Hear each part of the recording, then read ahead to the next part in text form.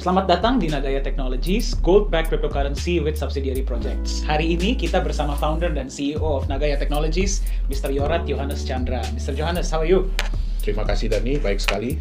Oke, Mr. Johannes, kita mau tanya, apa sih sebenarnya yang melandaskan konsep Nagaya? Latar belakangnya apa sih? Oke, jadi kalau kita lihat ya, di tahun 2017 itu kan banyak sekali koin dan token-token yang bermunculan dengan klaim bahwa mereka akan menjadi the next Bitcoin. Right. Nah, tahun 2018 tuh mayoritas dari mereka itu akhirnya berguguran ya, baik yang disengaja maupun yang tidak disengaja. Sehingga kita itu mempelajari apa saja sih kekurangan dari koin-koin atau token-token yang sudah ada tersebut. Right. Nah, dari kekurangan yang ada ini kita coba untuk membuat konsep mata uang kripto, ya kan, yang bisa dipegang untuk waktu yang lama, relatif lebih stabil, dan kecenderungannya naik harganya dari waktu ke waktu. Oke. Sehingga kita menciptakan sebuah mata uang kripto yang di-backup oleh emas real, emas murni, dan juga ditunjang oleh proyek-proyek yang juga real. Oke, interesting. Nah, Nagaya itu kan di-backup oleh emas nih. Ya. Kalau boleh tahu, kenapa sih harus... Oke, sebelum kita masuk ke kenapa emas, kenapa harus ada backup? Oke, kita kan tahu ya dalam dunia usaha, bisnis, investasi, itu kita kenal pasti ada namanya keuntungan dan kerugian. Betul. Ya, nggak mungkin ada bisnis, usaha, investasi yang selalu pasti untung. Kalau Pak Dani ada, tolong kasih tahu kita juga mau. Mungkin Ya. kalau bagi para penonton yang ada, mungkin juga boleh kasih tahu kita. Boleh kasih tahu kita ya. Tapi berhubung ya kita tahu ya, pasti di mana ada profit, keuntungan, di situ juga pasti ada resiko. Betul. Oke. Nah, kebanyakan orang tuh, semua orang pasti seneng dan bisa tuh nerima yang namanya keuntungan. Tapi bagaimana dengan kerugian? Betul. Ya. Kalau sampai kerugian ini sampai terjadi dengan mereka, kadang-kadang ya kita mau nggak mau ya, tapi kita akan berusaha supaya kerugian itu jangan sampai maksimal, jangan sampai seluruhnya. Ya, kalau bisa kita minimalisir. Ya.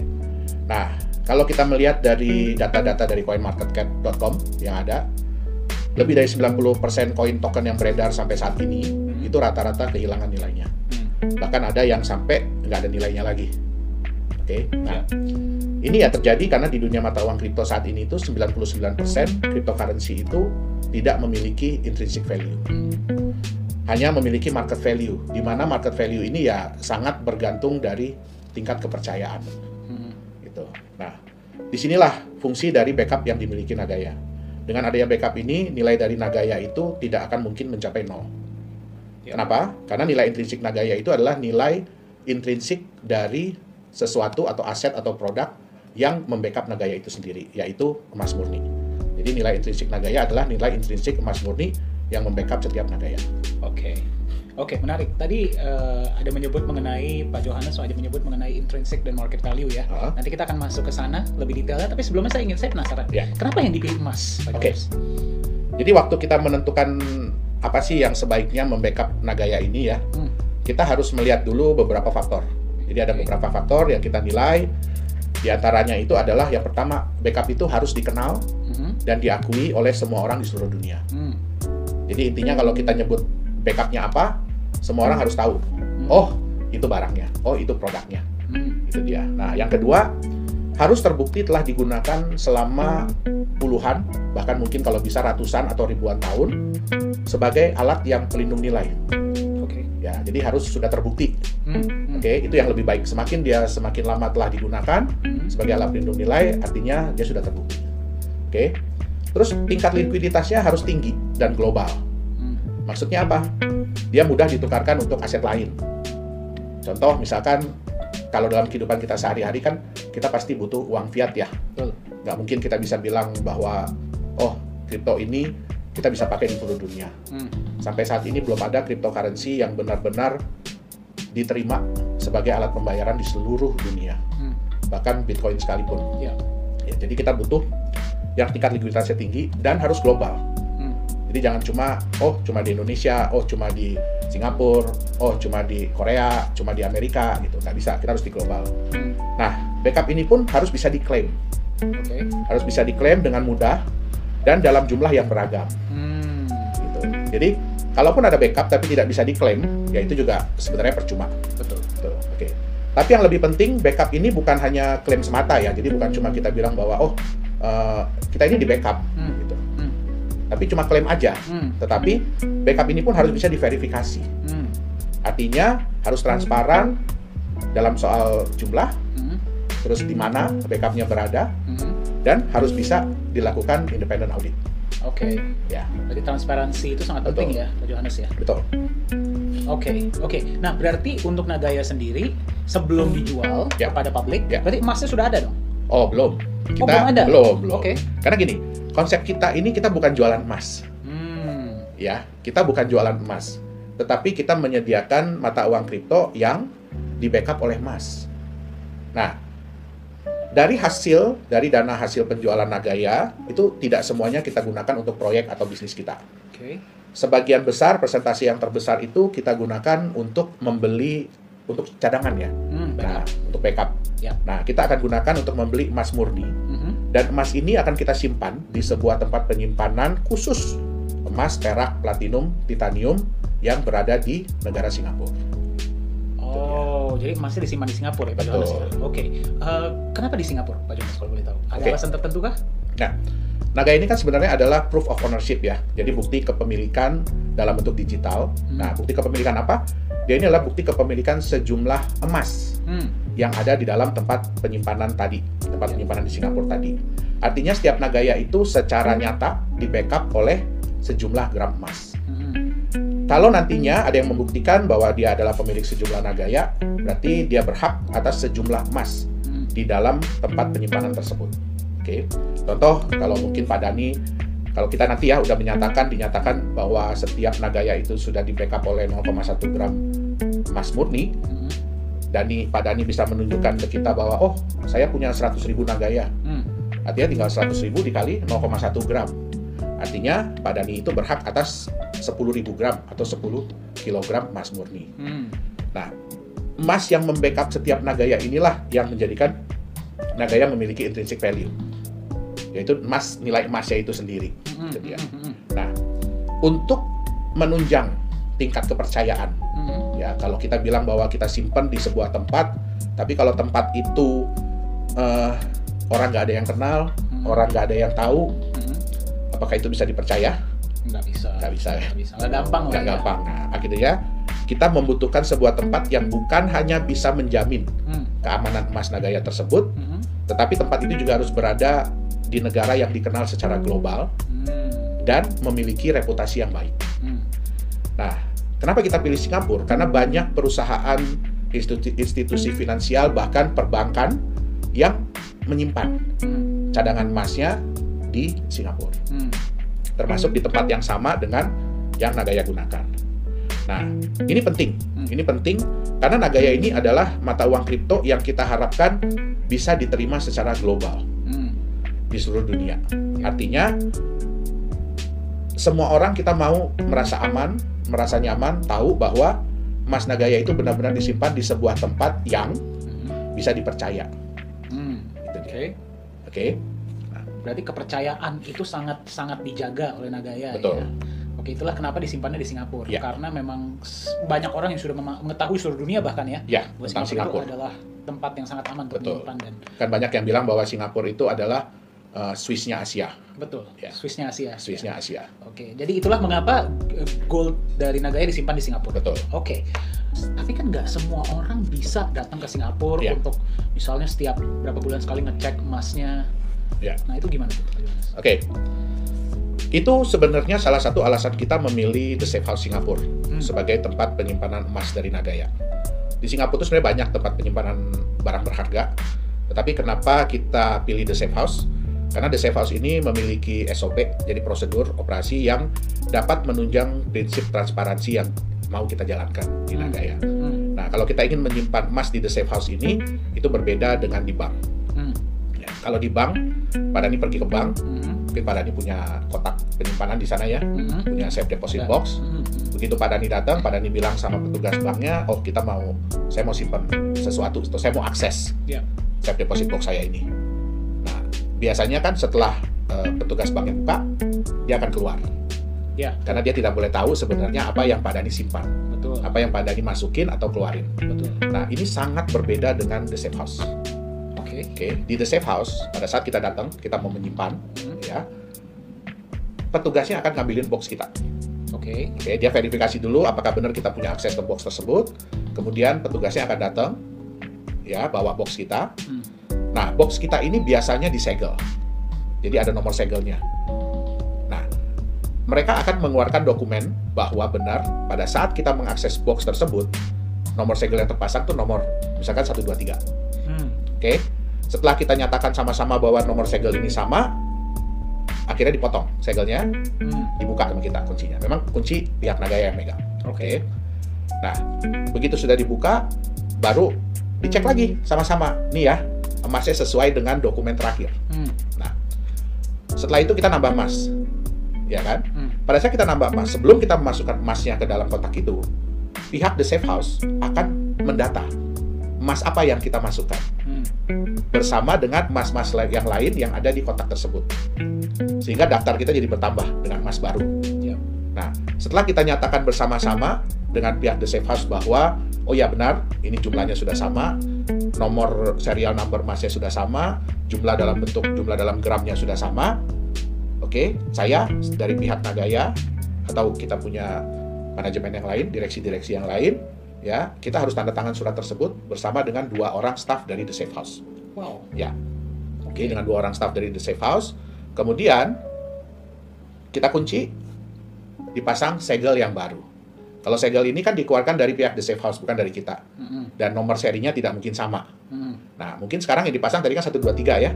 Sekarang yang baru ini dipasang 456. Jadi di dokumen yang baru akan tertulis nomor segel yang dipasang yaitu 456. Oh, berarti nomor segelnya berubah setiap saat. Wow. Ya, nah setelah itu kita tanda tangan dokumen tadi dan ada satu saksi, itu auxiliary police. Jadi polisi yang bertugas di The Safe House pada hari itu, dia akan menandatangani juga bahwa benar yang dipasang adalah segel nomor sekian itu. Nah, sehingga apa? Sehingga kita bisa nantinya memasang dokumen ini di website resmi kita. Oh, berarti setiap hal-hal yang berhubungan dengan emas dan yang berada di Safe House semua ada di website? Betul, jadi semua orang bisa melihat foto emas yang kita punya, yang kita simpan, kapan disimpannya, udah ada di dokumen tadi, di kotak nomor berapa, itu semua tersedia di website resmi Nagaya. Bahkan pada saat kita pembelian emas, itu kan kita belinya, kita nggak boleh beli di toko emas atau pusat gadai emas gitu. Kita nggak boleh beli di situ. Kita harus beli di distributor resmi emas. Harus di distributor resmi emas. Yang kita pilih memang di Singapura. Jadi mereka pun kan diawasi oleh pemerintah Singapura.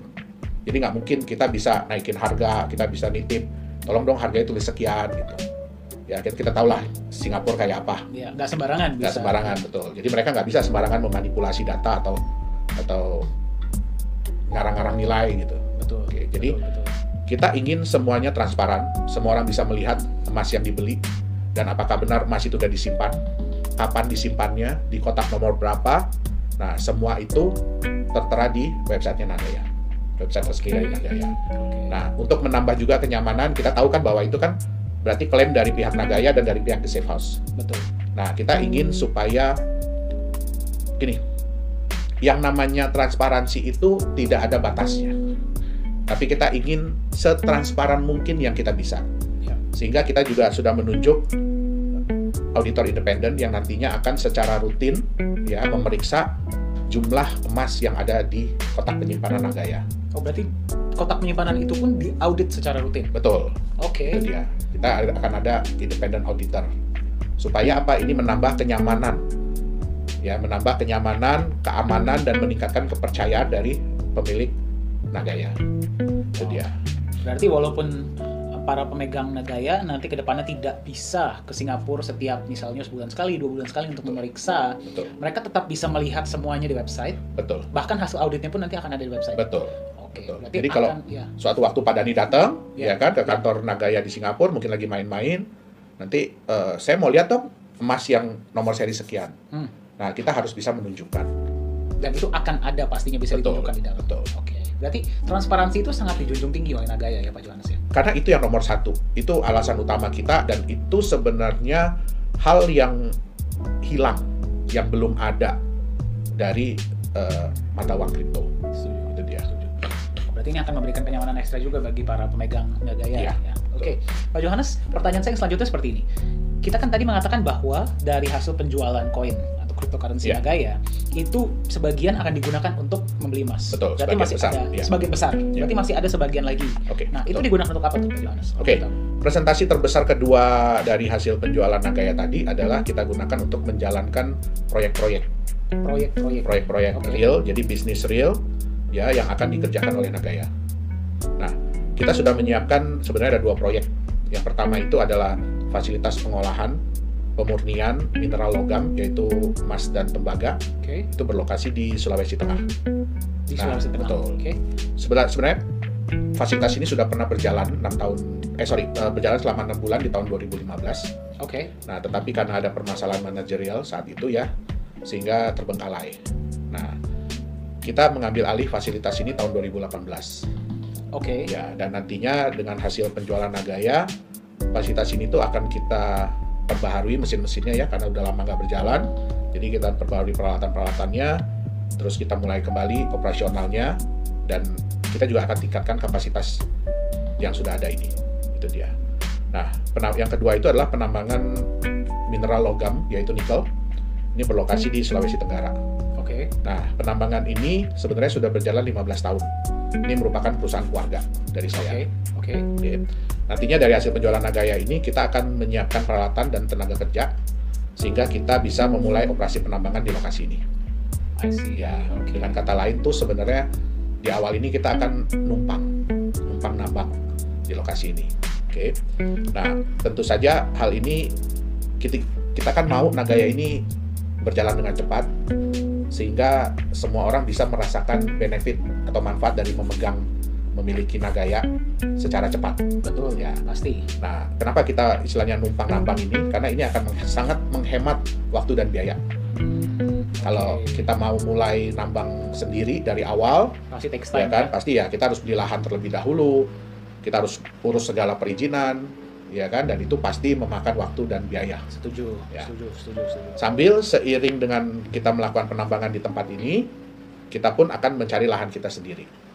Itu berarti berjalan sambil ya? Betul, mengurus perizinan semua. Nah, kalau di lokasi yang baru ini semua udah siap, izin sudah siap, ya kan, artinya kan kita tinggal pindah peralatan kita yang sudah ada ke lokasi yang baru, sehingga kita benar-benar bekerja dari kita punya lahan sendiri, proyek sendiri, hasil sendiri, gitu. Berarti sambil proyek yang sekarang jalan, proyek tersebut sedang berjalan sama-sama ya.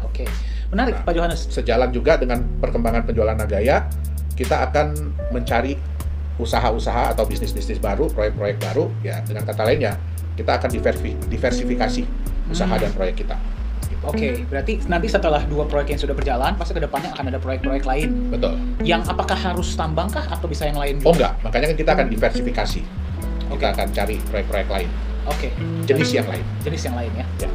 Proyek itu kan pasti kan mengharapkan profit dong, ya masing-masing dari proyek kita. Nah, kalau boleh tahu nih bagi para pendengar, profit dari proyek tersebut nanti akan dialokasikan untuk apa ya?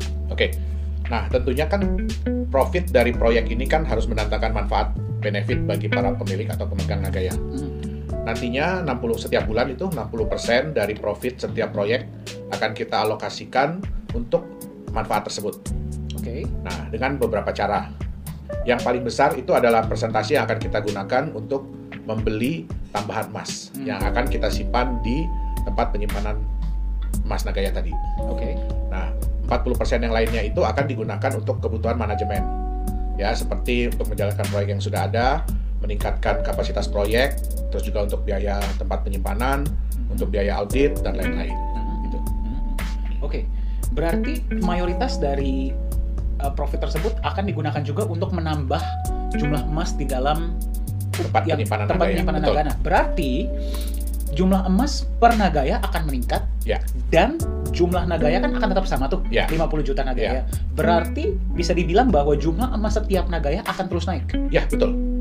Betul sekali. Jadi karena kita memiliki kemampuan untuk menambah jumlah cadangan emas, sedangkan jumlah Nagayanya tetap hanya 50 juta, ya artinya nantinya itu untuk setiap Nagaya mereka akan punya kenaikan jumlah emas yang di backup.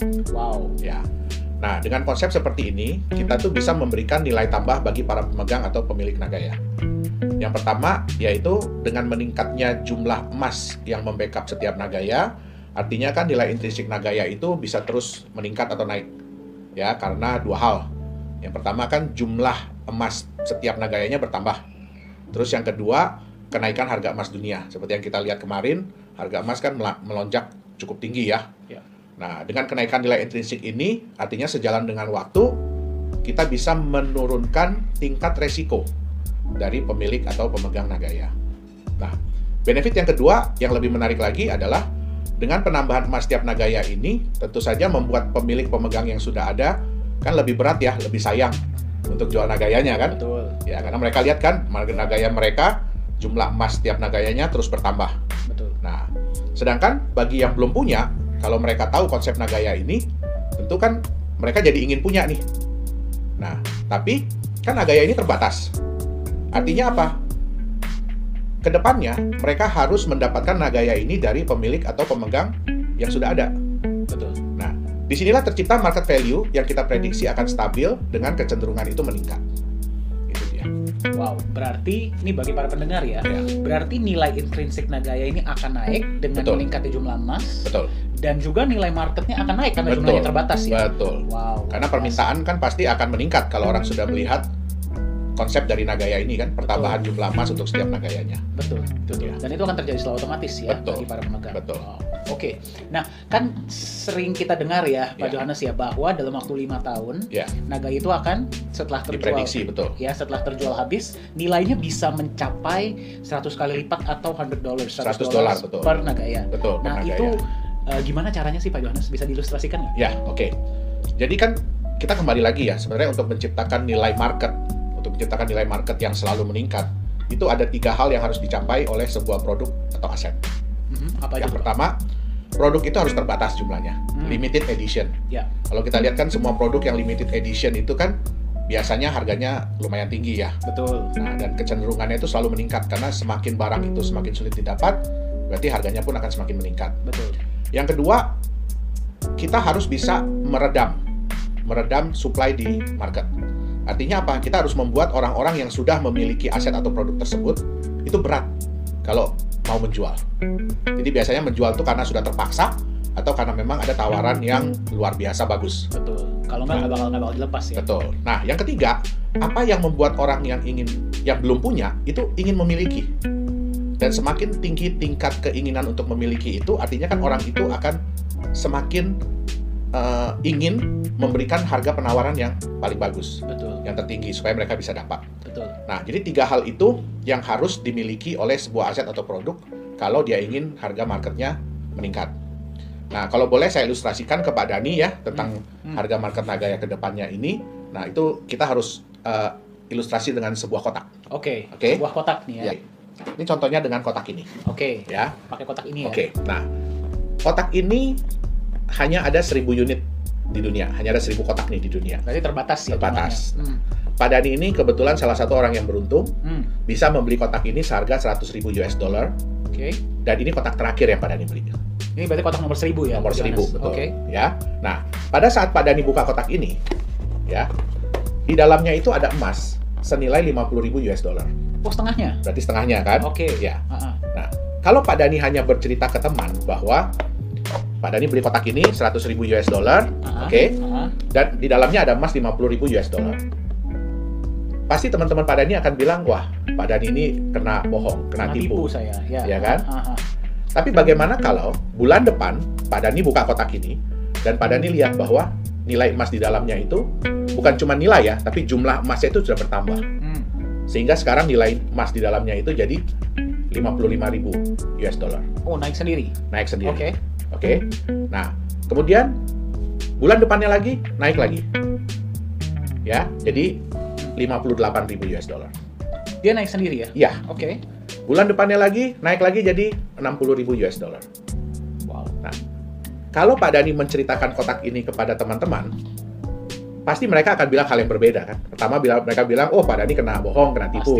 Pasti. Tapi setelah Pak Dhani cerita apa manfaat dari Pak Dhani punya kotak ini, ya mereka akan bilang apa? Wah, keren banget kotak. Keren kan kotaknya ya? Iya. Bisa naik sendiri emasnya. Betul. Kira-kira mereka ingin nggak punya kotak yang sama dengan Pak Dhani? Pasti mereka ingin punya kotak yang sama ya. Nah, terus kemudian mereka tanya dong ke Pak Dhani, waktu itu beli kotak ini berapa ya harganya ya Pak Dhani? Ketika beli 100.000 US dollar, betul? Ya, nah, betul. Kira-kira nih, kalau ada teman Pak Dhani yang menawar 100.000 US dollar untuk kotak ini, kira-kira Pak Dhani mau nggak jual ke dia?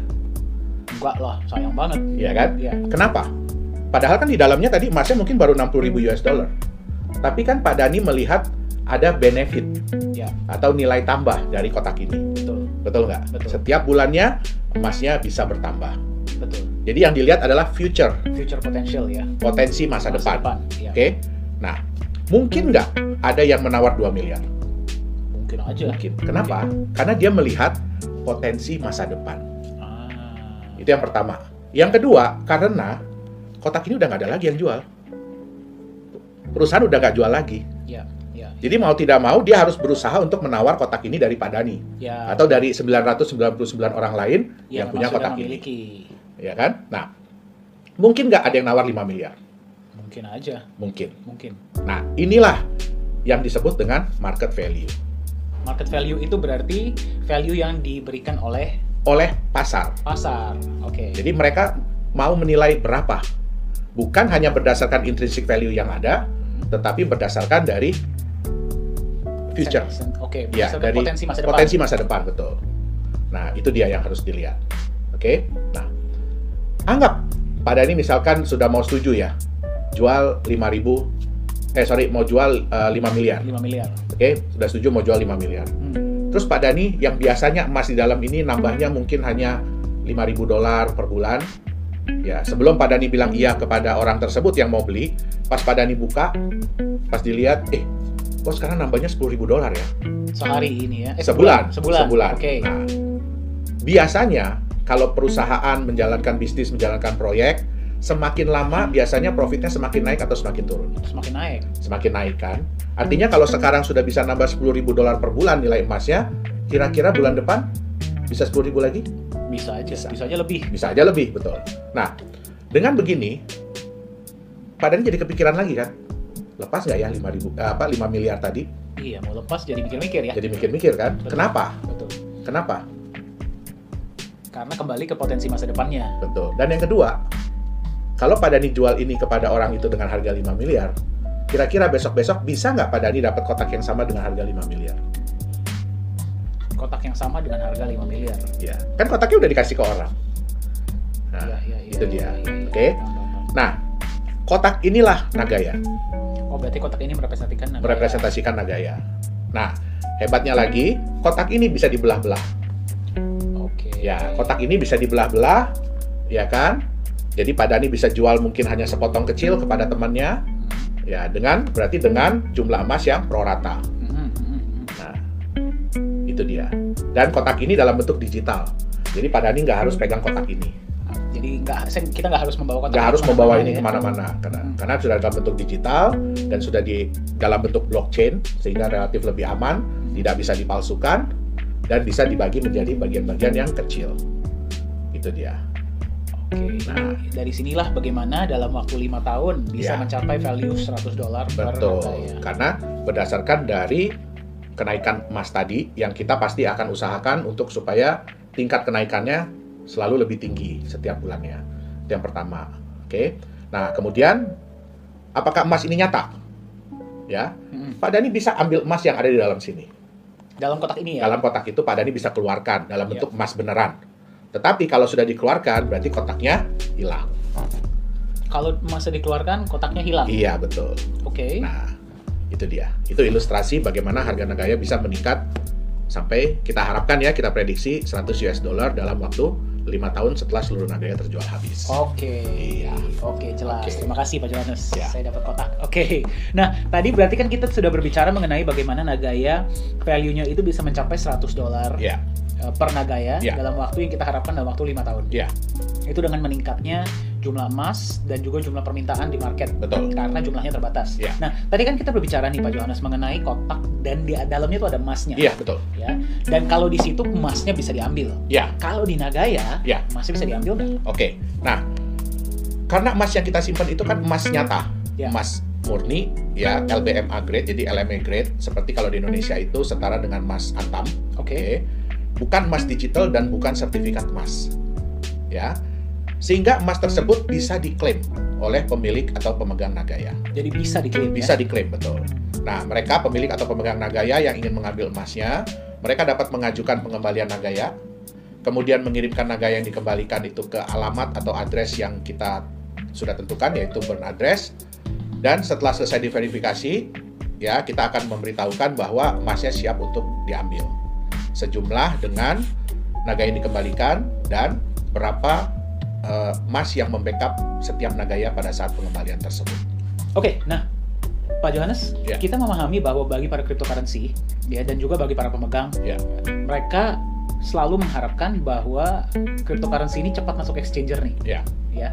Nah, bagi Nagaya sendiri kapan akan masuk ke exchanger? Memang itu adalah tujuan ya, tujuan goals yang ingin dicapai oleh semua mata uang kripto. Betul. Ya. Nah, tapi kita tidak mau gegabah. Ya, kita tidak mau gegabah, kita tidak mau asal-asalan untuk masuk di exchanger. Karena masuk di exchanger ini belum tentu menguntungkan bagi pemilik atau pemegang cryptocurrency tersebut. Oke. Banyak mata uang kripto yang setelah masuk di exchanger malah kehilangan nilainya, bahkan sampai tidak ada nilai sama sekali lagi. Nah, masuk ke dalam exchanger ini harus melihat kapan momen atau saat yang tepat supaya jangan sampai merugikan pemilik atau pemegang aset. Bagi developer atau bagi penerbit mata uang kripto, kita tidak akan pernah rugi. Tapi jangan sampai kita merugikan pemegang kriptonya sendiri. Oke. Nah, di Nagaya sesuai juga dengan aturan yang ada, ya. Kita akan masuk di exchanger setelah penjualan tahap kedua atau 11 juta Nagaya itu terjual. Berarti sudah ada track record dulu, Betul. sudah mendapatkan customer base dulu, Betul. baru masuk. Sudah proyek sudah ada yang berjalan, profit sudah mulai masuk. Nah, itu dia.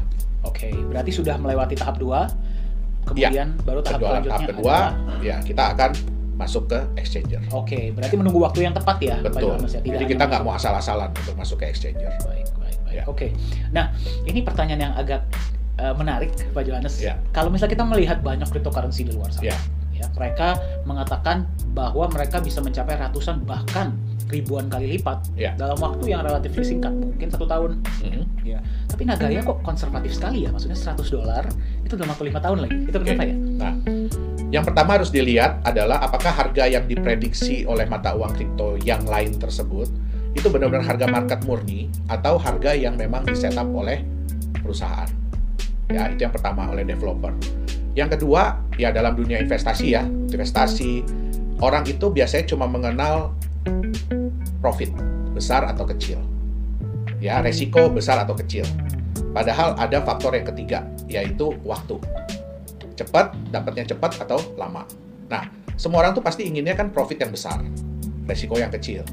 Terus maunya cepat dapatnya kan ya? Betul. Nah, tapi sudah terbukti ya, kita sudah bisa buktikan dari berbagai macam developer, dari berbagai macam sistem bahwa konsep yang seperti ini itu nggak pernah bertahan lama. Sehingga yang masuknya belakangan, yang ikutnya belakangan, itu biasanya pasti menderita kerugian, bahkan bisa sampai total. Nah, jadi yang tadinya berharap profit besar waktu cepat, ternyata resikonya pun terbukti besar. Oke. Kita hanya bisa mendapatkan 2 hal baik dari 3 hal yang tersedia. Oke, nah, yang paling penting adalah kita pelajari konsepnya. Apakah konsep kenaikan harganya ini masuk di akal? Apakah konsep bisnisnya masuk di akal? Kemudian, apakah proyek atau bisnis yang dijalankan pun masuk di akal? Bitcoin aja itu butuh waktu bertahun-tahun untuk mendapatkan kepercayaan dari pasar. Betul. Dan terbukti sampai sekarang pun kepercayaannya masih naik dan turun. Setuju. Itu dia. Ya. Nah, yang ingin saya sampaikan adalah Nagaya ini adalah aset masa depan, bukan aset bulan depan. Itu dia. Ya. Berarti lebih ke kita meminimalisir resiko, ya, agar profit yang didapatkan bisa sesuai. Betul. Namun ya memang kita harus menunggu waktu yang sesuai juga. Betul. Ya makanya kenapa $100 dalam waktu 5 tahun. Betul. Agar bagi para calon pemegang maupun pemegang mereka bisa melihat dengan lebih masuk akal. Oh iya, make sense gitu ya. Betul. Karena kita pun menjalankan bisnis yang normal. Kita menjalankan normal bisnis kok. Pertambangan, smelter, dan bisnis-bisnis lain. Itu dia. Ya. Baik, Pak Johannes, aku kembali ke project ya. banyak banget perusahaan kripto di luar sana, kan banyak yang bermain di bisnis digital, menginvestasikannya ke bisnis digital. Contohnya, misalnya membuat exchanger kah, atau dalam mining cryptocurrency-nya itu sendiri. Kenapa Nagaya berputar di bisnis real dan bisnis fisik, kalau boleh tahu? Nah, yang pertama adalah kita itu ingin mengeliminasi persaingan. Karena bisnis digital pun kalau sudah terlalu banyak pemainnya, itu biasanya persaingan sudah tidak sehat. Ya. Yang kedua, kita lebih ingin menunjukkan bahwa sebenarnya mata uang kripto ini pun bisa menjalankan bisnis-bisnis yang real. Jadi nggak harus bisnis digital. Yang ketiga, lebih kepada untuk melindungi aset. Kenapa? Di bisnis digital, itu biasanya hampir tidak punya aset, bahkan sama sekali tidak punya aset. Kita bisa lihat bisnis-bisnis digital yang ada ya, bukan cuma di Indonesia, tapi hampir di seluruh dunia, rata-rata itu minim aset atau tidak punya aset. Nah, dengan kita memiliki bisnis real, artinya kita punya aset. Contoh, kalau kita menjalankan fasilitas yang pemurnian itu, artinya kita punya tanah, kita punya bangunan, kita punya mesin-mesin, ya kan? Sehingga aset-aset ini pun bisa dipakai untuk melindungi nilai dari Nagaya tadi.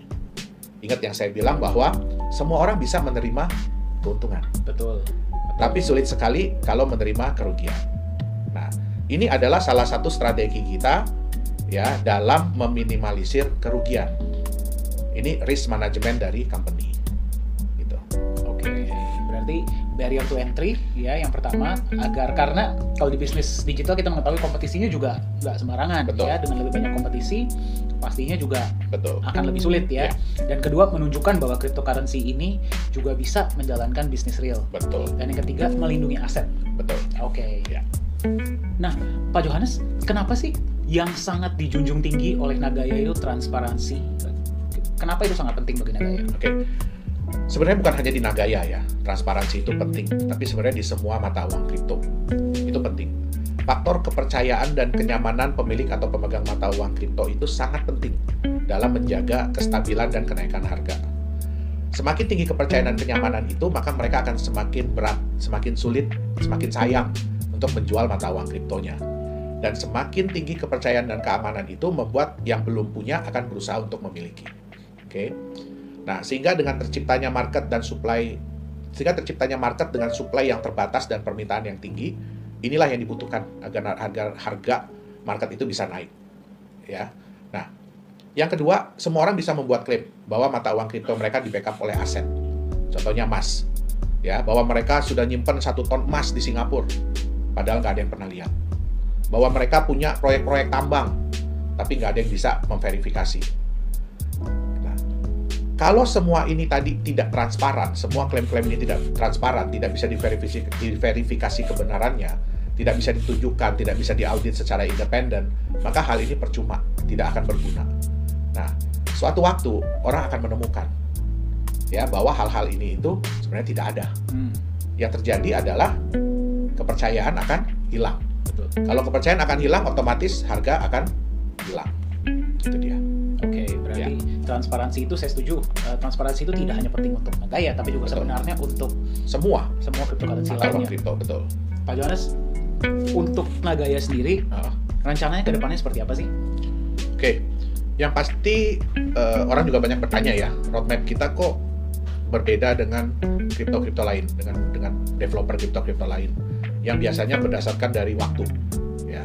Nah, sebenarnya dalam dunia bisnis itu nggak bisa juga seperti itu, roadmap yang seperti itu. Itu kalau kondisinya ideal, artinya penjualannya bisa dicapai dalam waktu yang memang benar-benar segitu, ya sehingga semua bisa dijalankan. Nah, kalau roadmap di Nagaya itu lebih kepada sudah berapa banyak Nagaya yang terjual. Ya, rencana kita adalah pada saat kita sudah menjual 3 juta Nagaya, kita akan memulai proyek nikel kita, proyek pertambangan nikel kita. Setelah terjual 3 juta? Setelah terjual 3 juta Nagaya. Nah, kita sudah bisa mulai persiapan, sudah bisa mulai untuk menambang. Memang dalam skala yang kecil, belum skala yang besar. Target kita adalah kita bisa menambang sampai 50.000 ton per bulan. Nah, itu memang sejalan dengan waktu, pasti kita akan tambah kapasitas. Tapi di 3 juta itu, 3 juta Nagaya terjual, kita sudah bisa mulai sebenarnya persiapan. Dan dari mulai persiapan itu, sebenarnya kita harapkan dalam waktu 6 bulan, kita sudah bisa melihat profit. Dalam waktu 6 bulan. Dalam waktu 6 bulan kita bisa melihat profit. Tentu saja kita pasti akan berusaha secepat mungkin. Ya. Tapi let's say 6 bulan. Kemudian setelah terjual 11 juta Nagaya, kita juga akan memulai untuk persiapan kita punya fasilitas pemurnian, fasilitas pengolahan dan pemurnian emas dan tembaga tadi. Ya, kita akan mulai perbaikan mesin-mesin, kita akan mulai operasional, dan itu kita harapkan sampai 16 juta Nagaya terjual, kita sudah bisa meningkatkan kapasitas. Nah, untuk hasil pun kita harapkan dalam waktu sekitar 6 bulan sudah bisa kita lihat. Oh, itu pun setelah 6 bulan sudah bisa terlihat. Ini setelah 11 juta ya Pak Johannes? Setelah 11 juta Nagaya terjual. Nah, dan setelah 11 juta Nagaya terjual pun, kita akan mulai masuk ke exchanger. Ya, jadi semua orang, proyek kita sudah berjalan, sehingga emas sudah mulai bisa bertambah, sehingga market-market yang belum memiliki Nagaya, begitu mereka melihat bahwa, oh, ini emasnya benar-benar bertambah, sehingga bisa pada saat kita masuk ke exchanger, itu harga marketnya sudah bisa meningkat. Gitu. Oke. Berarti itu cukup komprehensif ya, Pak Johannes ya. Nanti planning ke depannya. Oke. Nah, bagi setiap mata uang kripto, pasti impiannya atau harapannya ke depannya itu ingin bisa digunakan sebagai alat pembayaran. Ya, Pak Johannes ya. Bagi Nagaya sendiri, apakah itu juga menjadi harapan atau bagaimana? Oh ya, tentu saja. Tentu saja itu menjadi impian semua developer mata uang kripto. Tapi yang kita harus ingat adalah jangan lupa bahwa semua itu butuh waktu. Jadi nggak bisa secepat itu. Banyak mata uang kripto lain yang bilang bahwa mereka sudah bisa dipakai sebagai alat pembayaran. Ternyata alat pembayaran internal. Artinya apa? Yang produk-produk mereka sendiri, jasa-jasa mereka sendiri, sehingga bisa dipakai di dalam lingkungan mereka sendiri. Sedangkan yang dimasuk sebagai alat pembayaran itu kan yang diharapkan adalah bersifat global ya. Betul. Maksudnya di luar daripada manajemen perusahaan tersebut. Ya, contoh kita bisa dipakai untuk pembayaran di toko, di mall, atau untuk pembayaran online. Nah, vendor, betul. Apa. Itu sebenarnya impian semua mata uang kripto. Nah, kita itu juga ingin menciptakan konsep supaya mata uang Nagaya ini, mata uang kripto Nagaya ini lebih bisa diterima oleh para vendor, oleh para toko, oleh para penjual. Ya, kenapa? Karena kalau kita melihat volatilitas mata uang kripto yang ada, kenaikan penurunan harga itu sebenarnya menyeramkan bagi orang-orang yang mau menerima pembayaran. Karena bayangkan, kadang-kadang mereka terima pembayaran pada saat harganya sekian, rate-nya sekian, terus tiba-tiba baru sejam 2 jam tiba-tiba itu bisa turun yang jauh. Ya, tentu saja itu kan beresiko ya.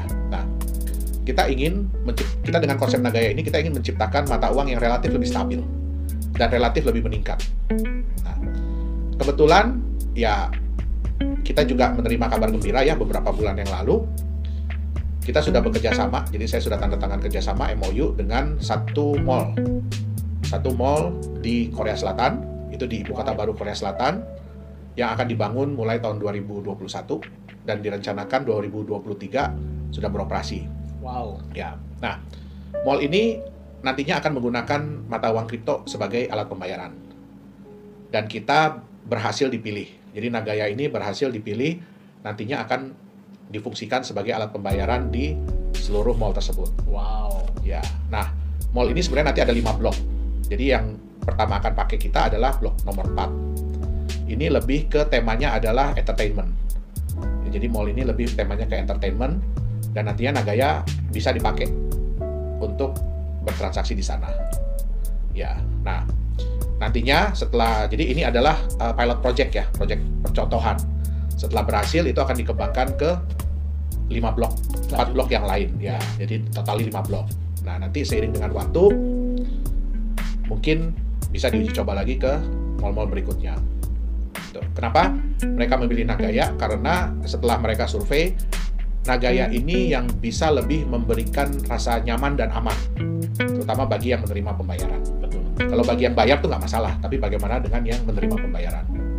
Itu dia. Karena volatilitas kripto tadi ya. Betul. Wow, berarti kita bisa melihat Nagaya digunakan sebagai alat pembayaran di mall di Korea ya, Korea Selatan, ya, pada tahun 2023. Ya. Wow. Semoga itu menjadi benchmark bagi mall-mall dan vendor-vendor lainnya untuk bisa menerima Nagaya sebagai alat pembayaran. Ya. Wow. Jadi memang ya semua itu butuh waktu. Semua itu butuh waktu dan semua itu butuh kepercayaan. Nah, itulah nilai pentingnya ya, kenapa kita harus menerapkan transparansi. Itu dia. Setuju. Nah, tadi kan kita sudah berbicara cukup panjang ya, Pak Johannes ya, mengenai Nagaya. Bagi para pemilik atau calon pemilik Nagaya, ada kesan dan pesan nggak, Pak Johannes? Oke. Jadi sebenarnya adalah kita di sini Nagaya itu ingin mengedukasi. Kita tuh ingin mengedukasi teman-teman semuanya ya, terutama yang selama ini mungkin udah merasakan jatuh di dunia mata uang kripto. Mata uang kripto ini sebenarnya adalah sesuatu yang luar biasa, yang bagus. Konsep daripada blockchain ini adalah sesuatu yang luar biasa, sesuatu yang bagus. Tetapi karena banyak disalahgunakan, itu dia.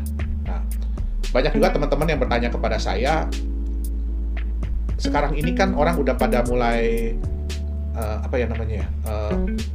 udah pada mulai negatif, ya, udah pada mulai negative thinking terhadap cryptocurrency.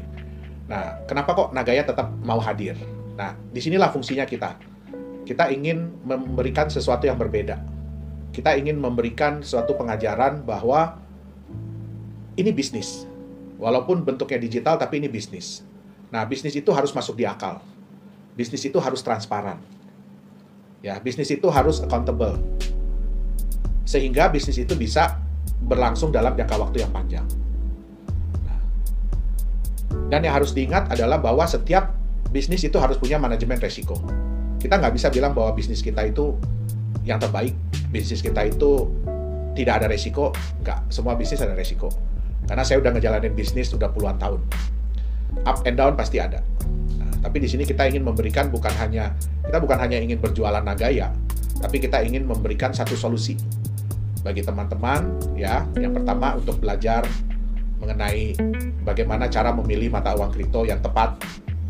Ya, bukan hanya untuk jangka pendek, tapi lebih kepada jangka panjang. Itu dia.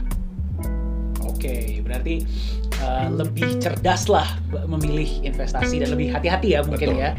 Jika konsepnya masuk akal, baru silahkan berinvestasi. Oke, terima kasih banyak Pak Johannes, kita belajar banyak ya. Demikianlah bincang-bincang bersama CEO dan founder dari Nagaya Technologies, Mr. Yorat Johannes Chandra. Semoga dapat memberikan wawasan